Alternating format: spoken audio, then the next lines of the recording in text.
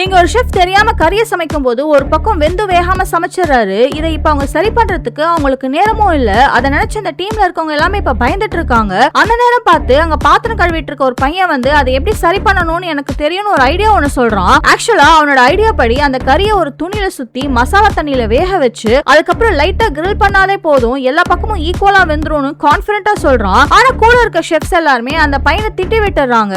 ஆனா அவன் சொல்ற ஐடியா ஒர்க் அவுட் ஆகும்னு சீனியர் ஷெஃப்க்கு மட்டும் புரியுது. சோ அவனே அதை எப்படி செய்யணும்னு செஞ்சு காட்ட சொல்றாரு. இவனை வந்து வெங்காயத்தை நறுக்குறான். அவன் கத்தியை ஹேண்டில் பண்ற விதத்திலேயே இவனுக்கு நல்லா சமைக்க தெரியும்னு ஷெஃப்க்கு புரிஞ்சிருது. அதை பார்த்து அங்க இருக்கிறவங்க ஆச்சரியப்படுறாங்க. கடைசியில இவன் சொன்ன ஐடியா படி சமைச்சு முடிச்சா யாருமே கண்டுபிடிக்க முடியாத அளவுக்கு அந்த டிஷ் இப்ப பக்காவா ரெடி ஆயிடுது. சோ இவனோட டேலண்ட புரிஞ்சுட்டு அந்த ஷெஃப்பும் அவருக்கு அசிஸ்டன்டா அந்த பையனை வேலைக்கு சேர்த்துக்கிறாரு. ஆக்சுவலா இந்த பையனுக்கு படிப்பு இல்லனாலுமே ஷெஃப் ஆகிறது தான் அவனோட வாழ்க்கை லட்சியமா வச்சிருக்கான். காலையில இந்த மாதிரி ஹோட்டல்ல வந்து பாத்திரம் கழுவிட்டு ராத்திரியில அவனுக்கு தெரிஞ்ச ஒரு ஷெஃப் கிட்ட சமைக்கிறத கொஞ்சம் கொஞ்சமா கத்துக்கிறான். இதனால அவனுக்கு பல நேரத்துல தூக்கமே கூட இல்லாம போயிருக்கு. கடைசியா அவன் கஷ்டப்பட்டதுக்கு பலனா அவன் ஒரு ஷெஃபாவே ஆயிடுறான்.